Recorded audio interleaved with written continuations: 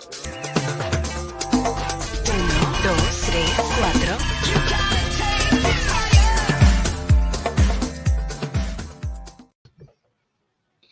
Hello, everybody. Welcome back to the United Way for the 5 talking points for the Manchester United versus Bayern Munich Champions League game. Manchester United faced Bayern Munich in the UEFA Champions League group stage.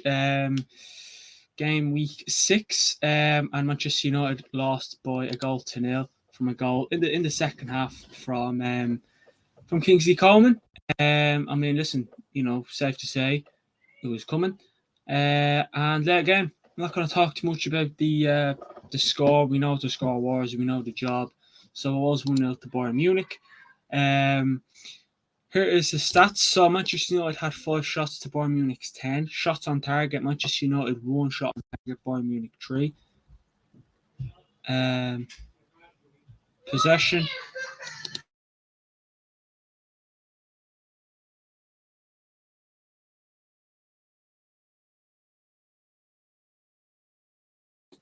Possession 40% Man United, 60% Bayern. The expected goals, or the XG, was 0.24 Manchester United, Bayern Munich 1.03. Aerial duels, Man United 61.2%, Bayern Munich 30.8%. Manchester United made 409 passes to Bayern Munich, 605. Pass accuracy 83 Man United, 87% Bayern. So you look at that. I mean, we were poor. I mean, I'm looking at the aerial duels there. I'm thinking to myself, is that even right? The same with the possession. I mean, the shots on target is spot on. I mean, you look at Bayern last night. I looked at the Bayern last night, and I didn't think they were good. It's not that they weren't great, but they didn't have to do much. But look, let us know your thoughts on the game. Before we get stuck in, please comment, hit that big red subscribe button. Follow all our social links in the description. Games are coming. Games are coming thick and fast now, no doubt about that. And it's nothing to enjoy. But let's move into talk point number 1. Let us know your thoughts on the game also. But here's talk point number 1: out of Europe. Now again, like we said at the start, Manchester United lost 1-0 against Bayern Munich last night. But it's funny enough, the game last night isn't the reason. Well, it's partially the reason why we're not in the Champions League. But last night wasn't it wasn't to go in and, we need to win this game. We've won our previous games. Last night wasn't the reason why we got knocked out of the Champions League. It's the games before that. It was the first game when we played Bayern Munich, 4-3 loss, and then the second game was a 3-2 loss against Galatasaray. Manchester United were ahead twice and got pulled back twice, and we lost 3-2 in the end. Casemiro got sent off. Then we played Copenhagen, beat them 1-0. Onana saved us in the end, which he didn't save us in any other games. But look, we'll move on. Then Copenhagen again away, 2-0 up. We lose 4-3. Make it make sense. And then we play Galatasaray away, 2-0, 2-1, 3-1, 3-3. Draw. Bayern, we lose 1-0. So, look, even if we won last night, we said we weren't going to be in the Champions League. But you look at the money side of things, dropping in the Europa League. As much as I hate the Europa League, we need the money. And at the moment, Manchester United will probably have a big chunk missing, whether it's in the January transfer window or the summer transfer window. So again, some will look at it and say it's a good thing because now, with how thin our squad is and the injuries we have and the way we're performing, maybe we could do without European football. But you look at the money side of things. It's not ideal. It's what I'll say is it's not ideal. With how Manchester United are the situation they're in. Can we get any worse? I don't know. But Manchester United are out of Europe, and again, I personally said I'd rather just get knocked out. But then I started looking at the financial side of things and thought, right, just Europa League.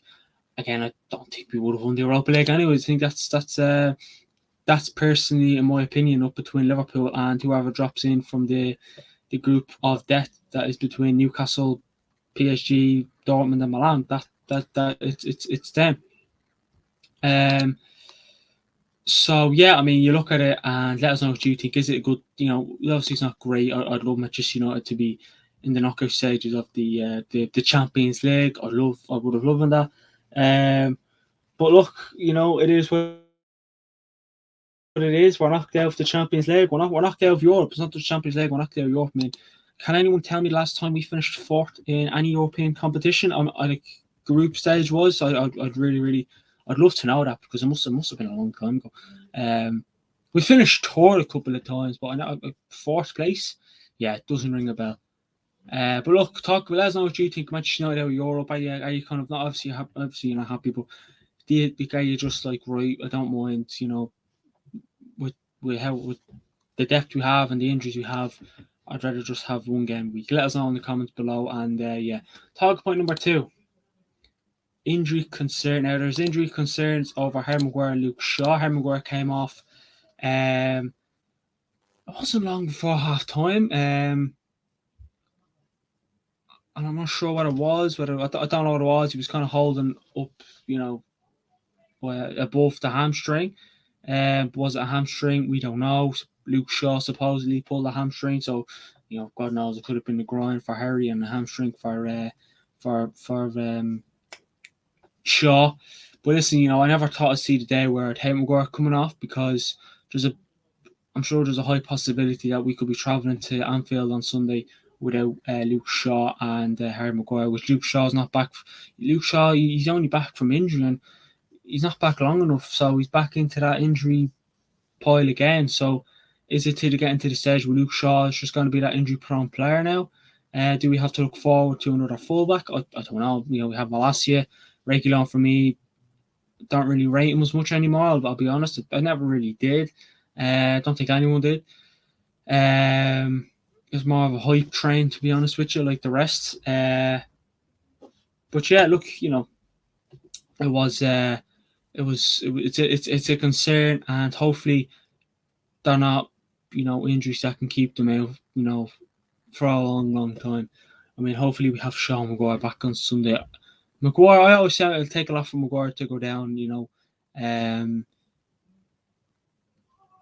but look, hopefully now hopefully he's all right. Hopefully it was just more of a precaution that we took him off, and the same with Luke Shaw, and hopefully they're all good for Sunday. But going to Anfield on Sunday again, even if you did have them two, I still wouldn't be confident. But without them two, at the back, it's going to be interesting to see now how things plan out.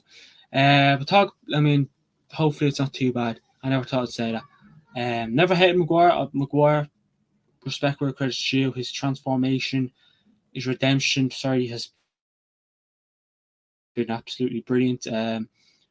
Maguire. You have to give it to the man. You have to give the players where credit's due. And yeah, for me, so far so good. And hopefully this injury doesn't bring him back down to them poor performance that he's had in recent seasons. So talking point number 3 is attack bullied. Now again, Manchester United started with an attack yesterday, a young attack as well, of Garnacho, Højlund and Anthony. Bayern's back 4. Davies, Kim and Jay, Upamecano and Mazraoui, whatever you want to pronounce it. They got bullied. They got the physical part of things, the physical side of things, the pace, the aggression. Manchester United's forward line was it was just, they couldn't do anything. I was looking at Upamecano and Rasmus Højlund. Højlund was not winning that physical battle. He wasn't winning any sort of battle against him or Kim Min Jae. They're two big, strong lads. Bayern's fullbacks have pace and also a bit of strength in them, and again, bit of aggression there. So they kind of knocked Anthony and Garnacho out, which again, some people would look and say maybe Rashford would have been ideal, but I don't think he would have made much difference, to be honest. But look, we'll never know now. But the attack did got bullied now. He took off Garnacho and Anthony, brought on Hannibal and Pellistri, which again they made no difference. that Bayern defense is it's a strong L defense. It really, really is. And not when I mean strong, like it's physical and yeah, I mean they love a good L battle. And Rasmus Højlund for me just wasn't. I literally said it on the watch long. Just show a bit of aggression, just get stuck in. Don't be afraid to hurt them. Is what I pretty much don't not kill the man, but hurt the man. But yeah, our attack yesterday got absolutely bullied, and you're coming up. I don't it's five talking points for the Bayern game, but you look forward to Anfield. They have Upamecano's former club teammate and then you have Kanate, and they have who else is it?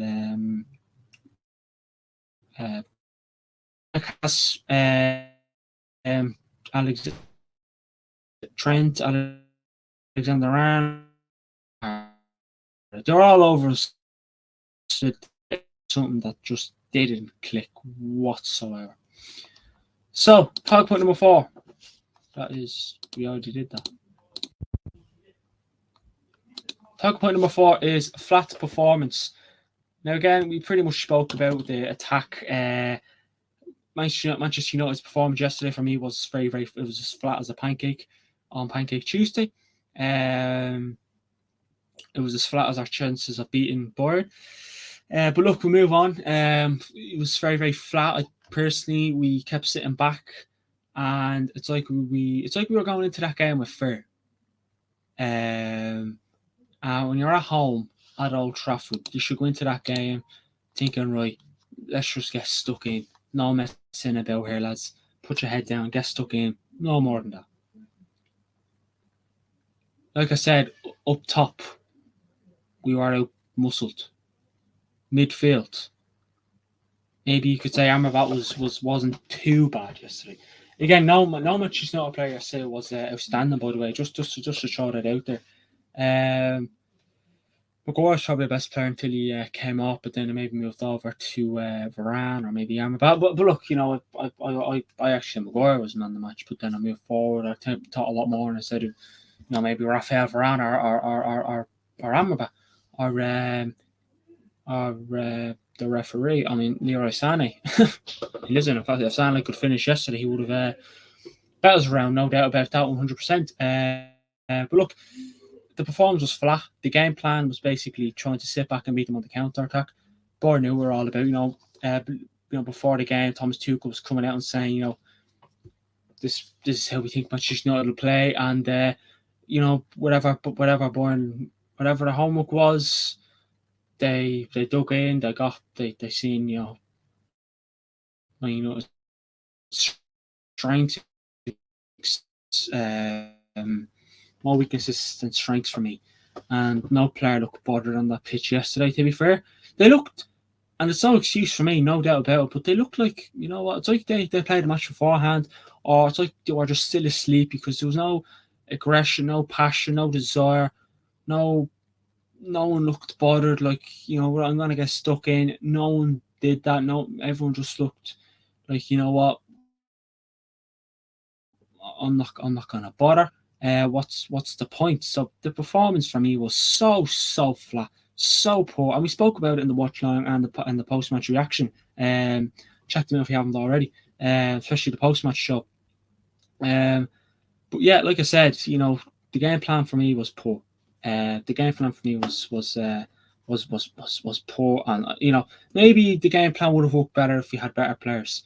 I think at this moment in time, Ten Hag should go up, grab that team and just pull it apart and get rid of players, get rid of the shite wood and bring in better players who will play for you and get stuck in for you, and that'll be worth it. And that you can always rely on, that won't try and, try under the bus and give you at least a 7 out of 10 every week. That's all I want. 7 or 8 out of 10 is what I want every week from my team, especially a team like Manchester United, but the players are poor and the performance was flat. And you often look at things like, these players just look for an excuse out of anything. And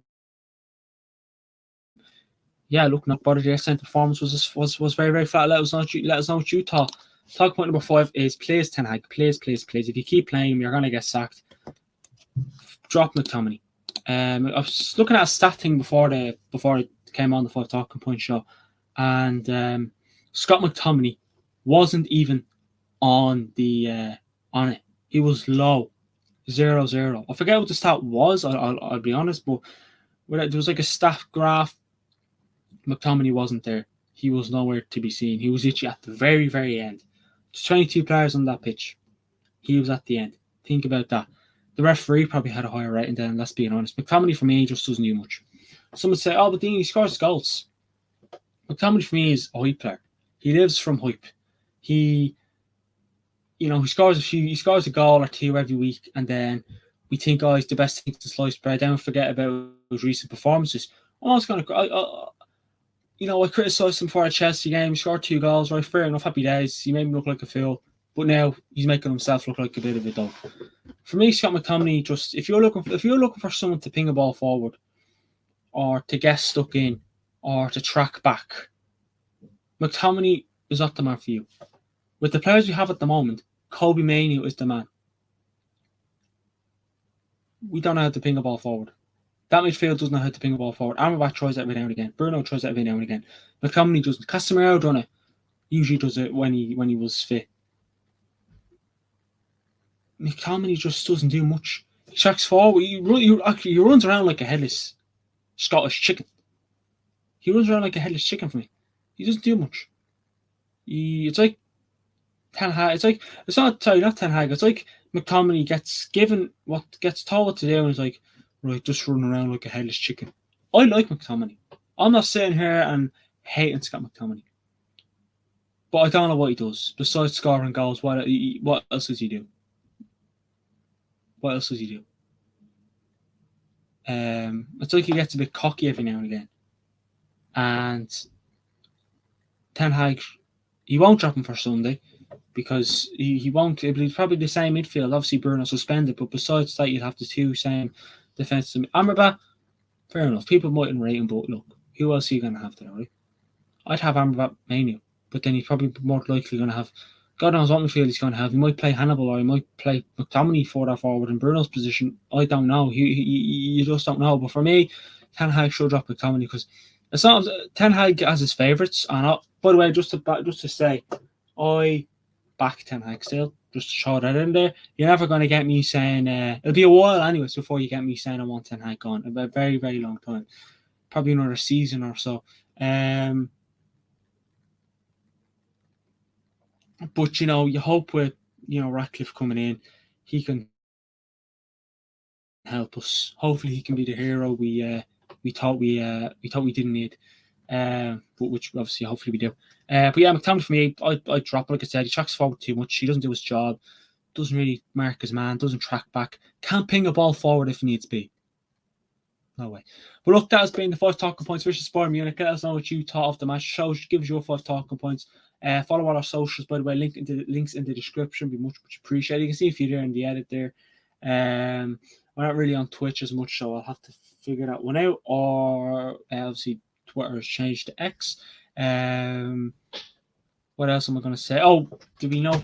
Actually, no, we might have something out on Thursday, but Friday will be the preview for the Liverpool game on Sunday, and then we'll have to watch it on Sunday. I might have something out on Saturday as well, maybe a bit of a Manchester United versus Liverpool. I don't know, combined 11. So yeah, that's been the Manchester United versus Bayern Munich 5 Talking Point show. Thanks everybody for watching, and speak to you all on the next one.